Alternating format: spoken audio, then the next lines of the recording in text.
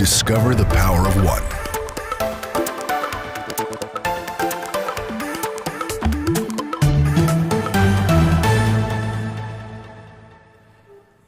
Breaking the silence. You bet. I'll tell you, when I went to Revive 1787 in Castle Rock, here I was a priest of a parish, following our politics. The Obamacare had just come out, and then they said that they're gonna, make us distribute contraception. Now, for those of us who have this understanding that contraception is actually a form of abortion, this is abhorrent to us. How on earth can I be made to do that? That's when I said, I am going to push the limits now of where the separation of church and state is. And I thought, where is this separation of church and state? And so I thought, well, I know that I can talk about policies, so I'm going to go right up to the edge. But I'm not going to endorse or talk about a party and I found out that I was advised by lawyers talking to us saying, you better not say anything or you'll lose your non-tax status. How many pastors out there have heard that? Okay, it's baloney. Absolute baloney. Absolute baloney. I can't believe it that I found out that in 1954, the then Senator Lyndon Baines Johnson had just suffered a terrible defeat because Bible-preaching Southern Baptists had put in people he did not want into the legislature. And he thought, I am going to get even with those people. I am going to pass a law. And it was a floor vote, folks. It's the weakest kind of law you can make. And it was passed. And he used it to try to silence them, saying that if you spoke about politics from the pulpit, you lose your non-tax status. It is now known as the Johnson Amendment. Well, fast forward here to just like 6 or 7 years ago, and this movement of Pulpit Freedom Sunday, you heard about that? Yeah. Well, I'll tell you, they had learned that let's just go ahead and challenge this law. And amazing thing happened, because in law, and I'm going to get back to that, law, you have to have a case study, and because we have case law. So they looked and looked and looked and looked and looked and looked and looked and looked, and guess what? Nobody has ever been prosecuted by this law. Nobody, ever. It's a paper tiger, folks. It doesn't exist. And so, as you know, there are pastors all over working with Alliance for Defending Freedom. Will look at your homily. Thousands have been sent to the IRS saying, go ahead, charge us on this issue. And then we'll fight it and overturn it. It was the most heartening thing that I've heard, because this is going to be a difficult election, folks. This is a hard election, because, we have some candidates we're not all terribly pleased with. But I'll tell you this much. In the acceptance speech of Donald Trump, he said, and did you hear it? He said, I will repeal the Johnson Amendment. Yeah. You see, those of us who are conservative, we have a conscience. We don't want to break the law. There are some others who out there have been breaking the law for years and no one has cared. You have candidates speaking from the pulpit. We were so far from that line because we didn't want to break it. It didn't exist. It's a paper tiger. And the part that gets me the most, though, is that it didn't just affect Southern Baptists. It didn't just affect the Protestant churches. It affected the Catholic churches, Jews, everybody. The entire nation stayed silent since 1954. Do you realize the sexual revolution, all these revolutions happened, and we were silent. And why were we silent? For money. Oh my goodness gracious. We did it for money. We stayed silent for money. Oh my gosh, I'll tell you, I'm going to make up for lost time. You better believe it. Break this silence.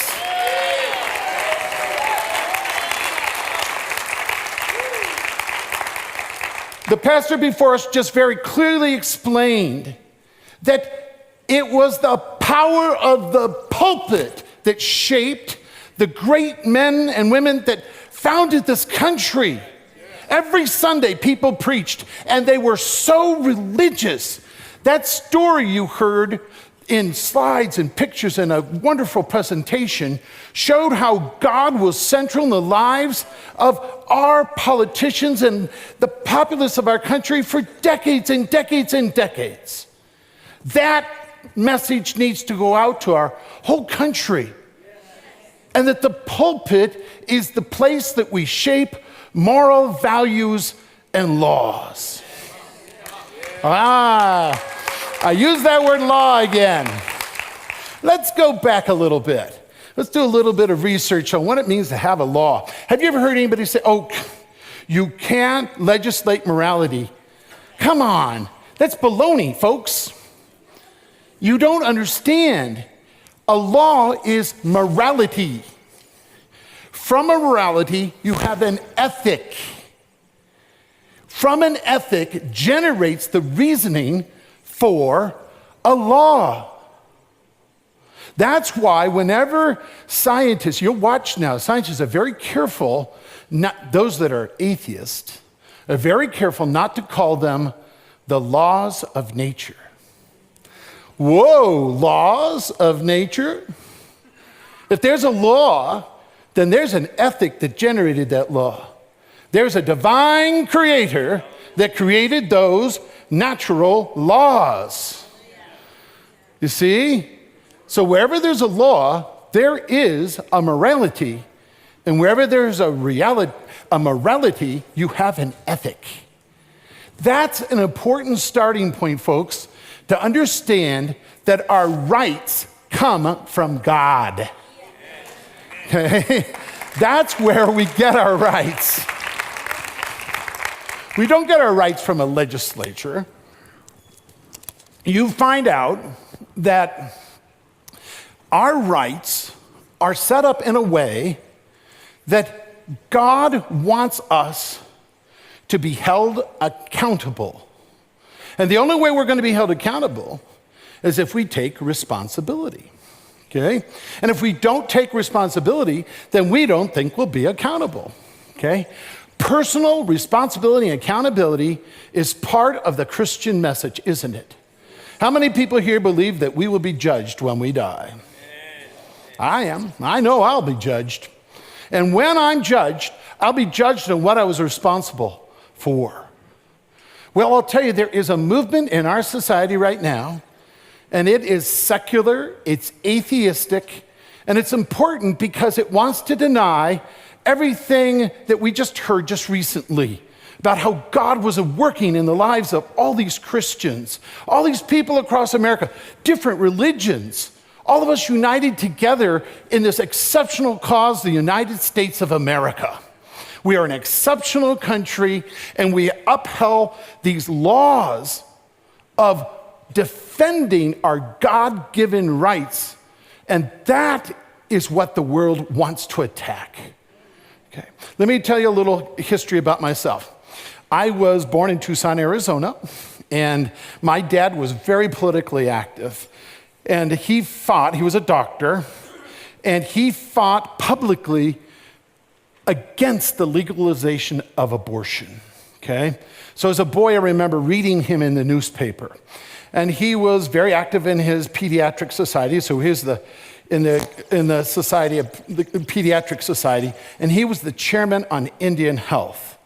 And so if the government wanted information about Indian health, he would go to my dad.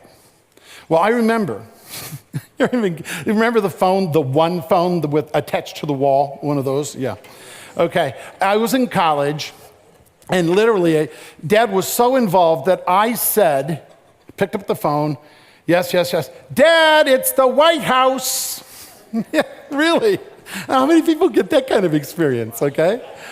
Well, it was Stockman's office working out of the White House with Ronald Reagan, and they were going to cut a bunch of because then they weren't cutting the rate of spending, they were cutting programs, okay?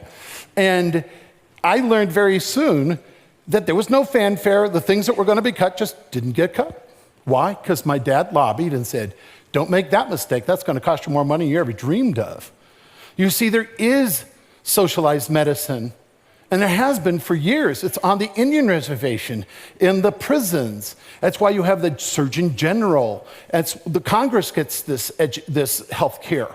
And my dad fought vigorously against socialized medicine because it was socialism. Okay? Now, socialism is very dangerous, and I'll tell you why. Because it comes from our God-given rights. Okay? So here I am, a student in college, like I said, and one of my favorite courses was constitutional law. Okay? Now, why on earth would somebody getting an art education major have to take constitutional law? Well, in the state of Arizona, they say that every teacher has to take Arizona state Constitution and U.S. Constitution as part of our certification to be a teacher in the state of Arizona. Pretty good. So my professor was actually not it was not in the law department, it was actually in the history department. And he said, look, we'll take 1 week and do Arizona State Constitution, and then we'll spend the rest of our time studying the Constitution of the United States. My favorite class. Read all the things they put before me, got an A in the class. It was fantastic. Fast forward to that time, remember I said I revived 1787 here in Castle Rock? I start listening to Tim Barton and Wall Builders and all these things about how our country was founded with such religious principles, and I thought, what? What are you talking about? I read all of those things. I don't remember that. They silenced all of that language. Did you know that? Then it dawned on me. Here I am, an adult. This is only less than 10 years ago. I thought, wait a minute. I didn't read the original sources. I read commentaries. Commentaries that Washington wrote and Madison and all these people, Thomas and Jefferson. They wrote in English. Yeah. They sanitized all of the religious language out of all the documents we read in studying the Constitution of the United States. I was lied to by the University of Arizona. They lied to us. You better believe it, because they thought that wasn't important to talk about the religious aspect. They lied. Well, we have to break the silence of their lie.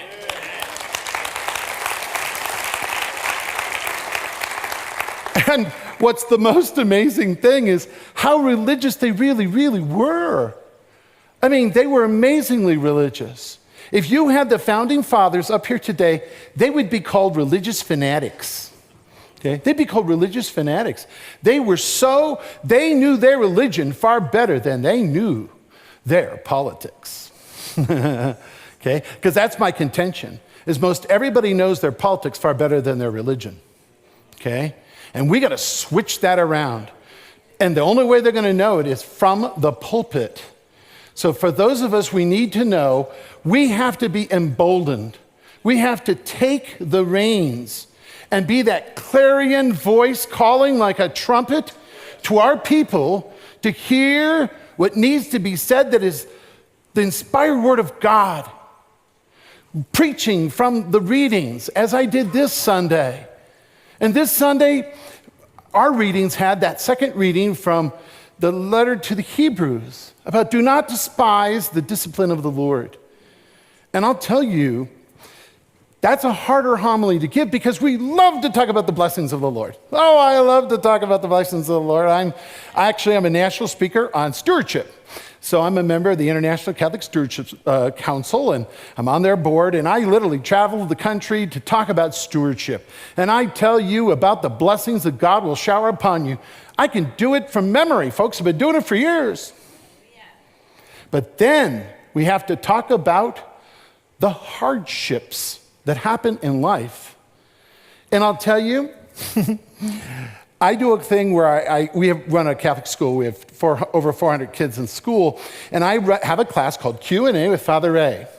So I go over there and I answer questions of the children, and I just want to warn you that whenever I work with children, I try to keep it so simple that even the adults will understand. So this is what, I love it when I get in a classroom, probably about a fourth grader, they get up there and they'll say, Father, how come there's bad things that happen in the world? Isn't God all loving? How can he let like a child die? And I say, congratulations, young man. You have asked an adult question. Let me give you an answer I think you'll understand. And this is what I told them. And I told them, my congregation, this weekend. I had 3 of the 4 masses. I said, in the United States in the early 20th century, there was an advance in forestry. They noticed that, they were now getting proficient at putting out forest fires. But there was a problem. There were no baby trees. No baby trees, you're not going to have any adult trees. Why is that? Especially in the redwood forests of California, those beautiful, mighty redwoods. No baby trees? How are you ever going to have a future? Well, as they advanced in forestry, they noticed that the areas that had forest fire had baby trees. And lo and behold, with further research, they realized that fire was necessary for the trees to reproduce.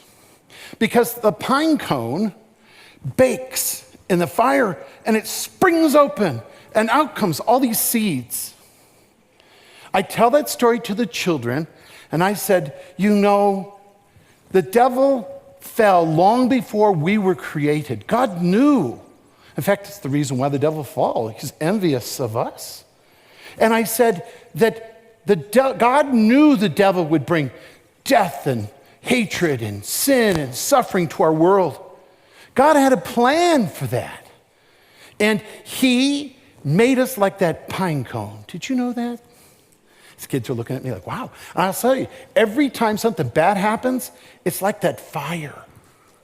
And guess what's inside of you when something bad happens? Gifts and abilities and skills you didn't even know you had. Wow.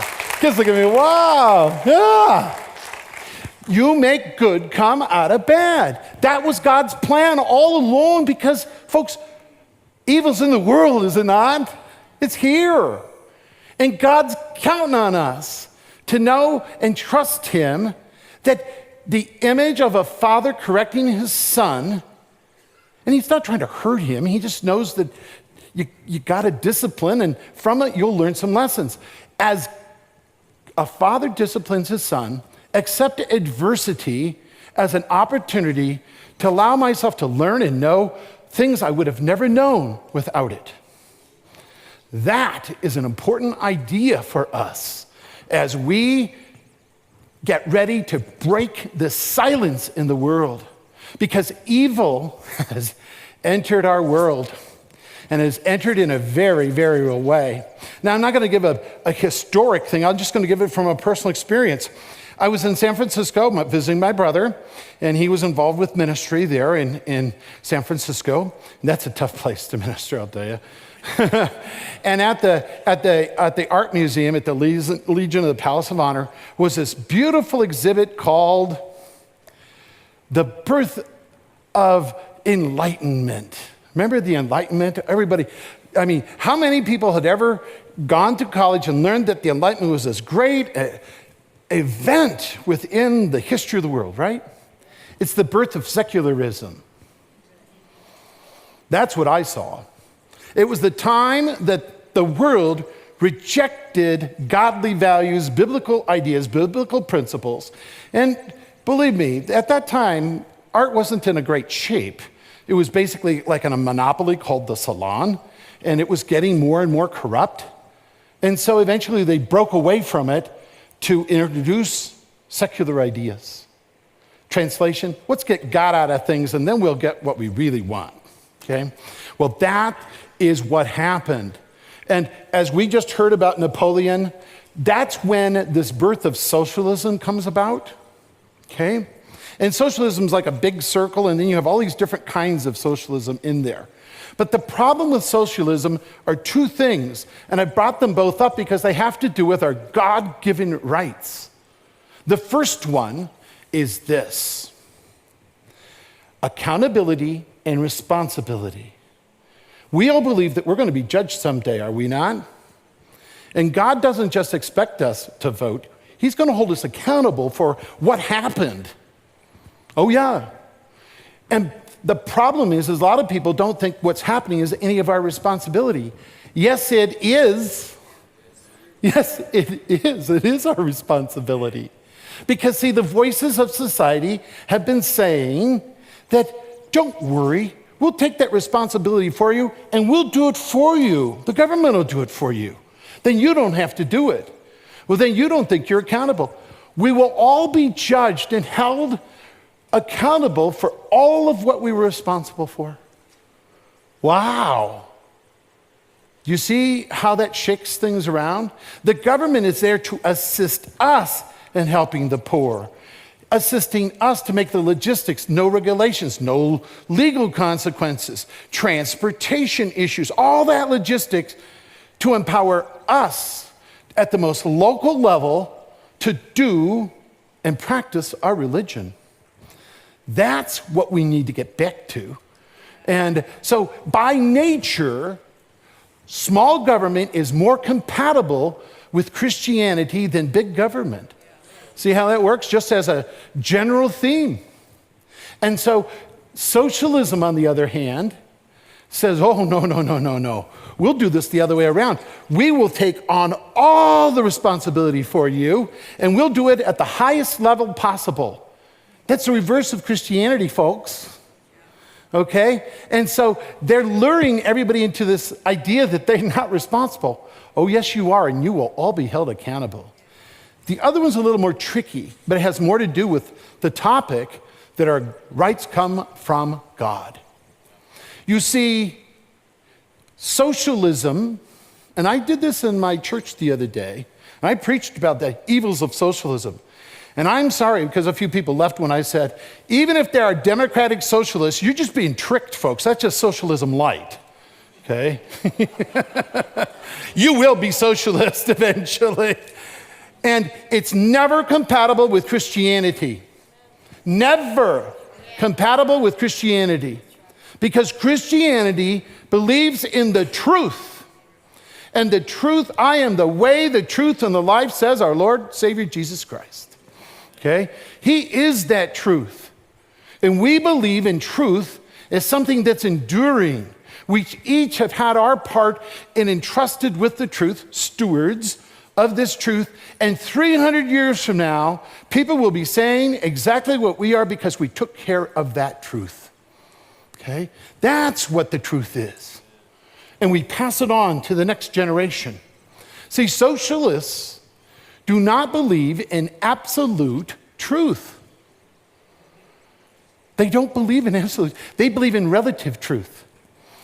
And I'll tell you, there are some of my brother pastors out there from more liberal denominations that have said, especially facing the sexual morality issues of today, and this is a difficult one because I'll tell you, I'm going to make everybody upset because no one wants to hear the truth. Because if you're going to complain about homosexual behavior, you have to complain about heterosexual immorality.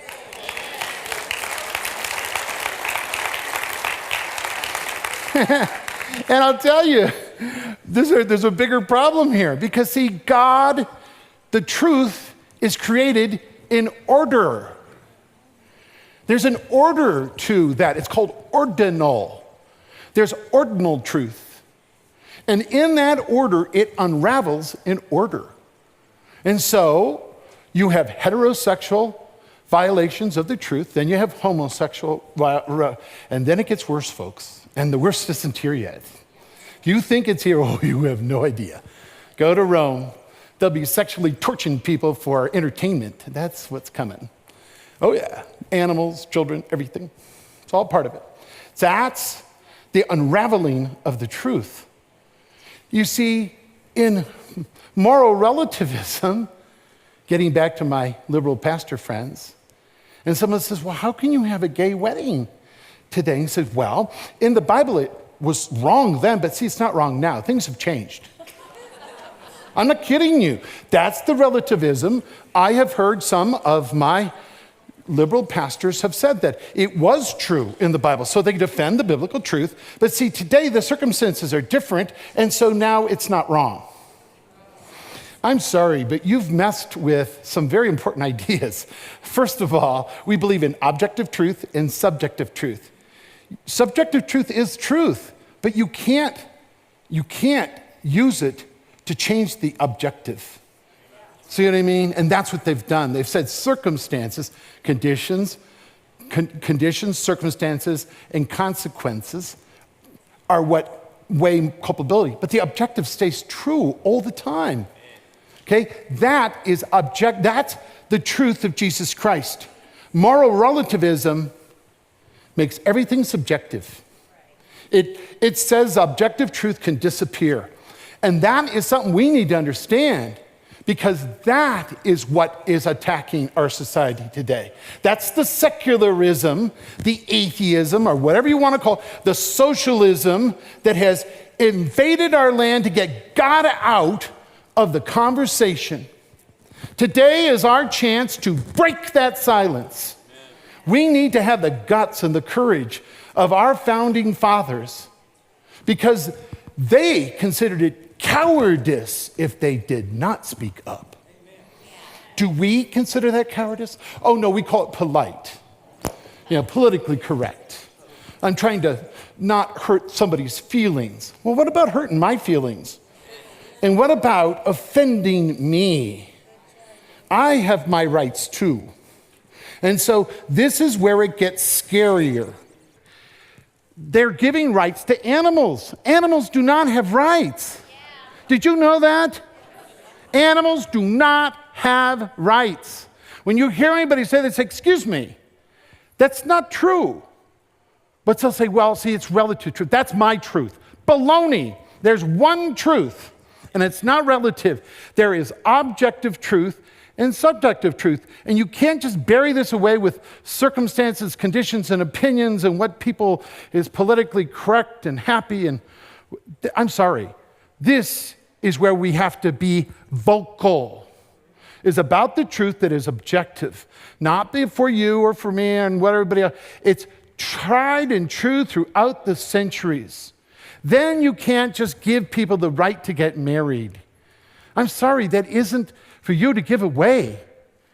God gave us this institution for us to take care of, man and woman to take care of this right. And frankly, that's where I say, because I'm giving this talk at Regis High School next month, it's called the sellout of marriage. Because and I tell you, I'm going to come right up and say, first and foremost, folks, I'm going to offend everybody in the room, okay? But that's my job. I'm supposed to light a fire under people. And it was funny because we were looking for a title, and Debbie Chavez working with Barb Monarch, and I said, well, I think it should be called Procreation. Do you know I just said sex?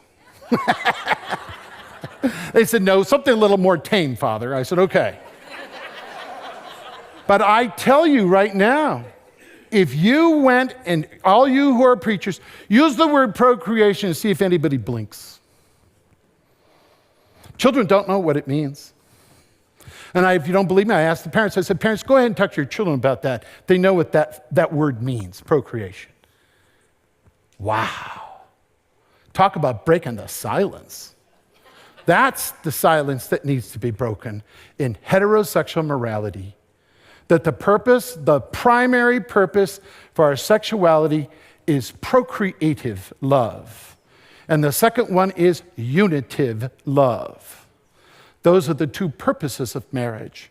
And the fruits of marriage are faithful, permanent, and fruitful. Those are the 5 pieces that make up that institution of marriage that is from the Bible.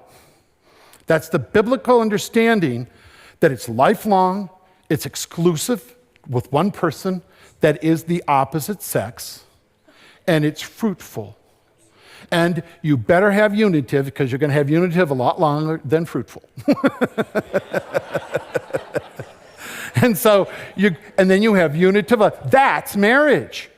And we have to enforce it over and over, because that's the silence that has allowed this craziness to happen in our world today. I told you I'd offend you all, because that's where the silence is. And we, preachers, are just as responsible. And we need to step up and fight that before we start going to the next unraveling of sexual morality with, gender issues and whatever. So folks, if you're going to attack those, you got to attack this other one first. And that's going to take a lot of soul searching for people. Because remember, the denomination I'm a part of as Catholics, we don't sanction divorce. We've held that line with everybody else. You cannot have divorce. Now we're trying to find how that fits into, pastorally dealing with people. And that's what Pope Francis, have you noticed? He really has gone after that one, hasn't he? Okay, and so a lot of people are gulping like, oh my God, what is he going to do? No, he believes he is a pastor. And he's more spiritual than he is theological. We haven't had a pope like that in a long time. It's good for us to have one like that. He's more of a spiritual person than a theological person.